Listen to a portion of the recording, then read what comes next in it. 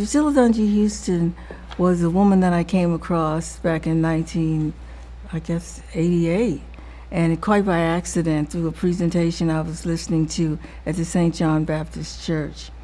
And I fell in love with a book that she wrote about the ancient Africans, namely the ancient Ethiopians.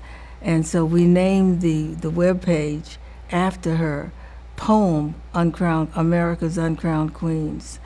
And I've been writing about her and researching her life for about the last 20 years, and she's the person that took us into Oklahoma, so that we worked with the Oklahoma 2007 committee that was celebrating the 100 years of Oklahoma.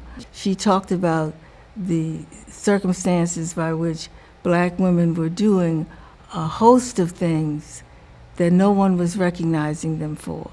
They were building schools, they were building homes, they were especially big in the Baptist church.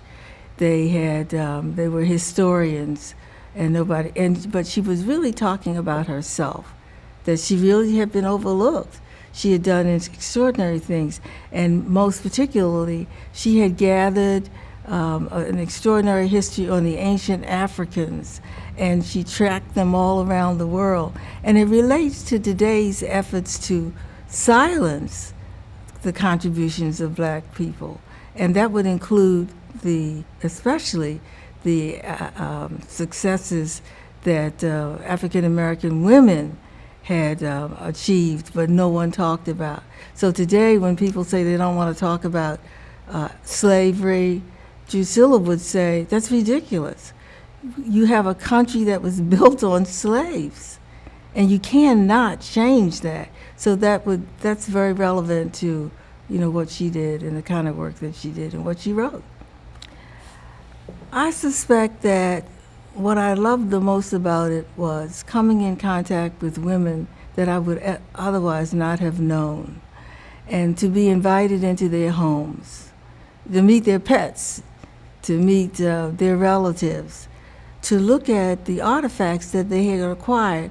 And I would think that if you went to the homes of many, many people now, especially African Americans in Buffalo, there are things that they have in their homes that historians would be thrilled to see, that books that libraries would love to have in their collections, that the museums would like to have.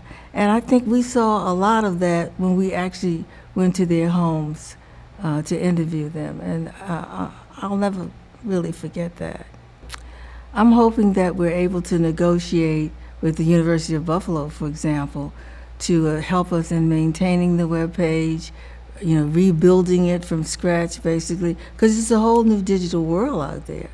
And that'll help us to gather more materials.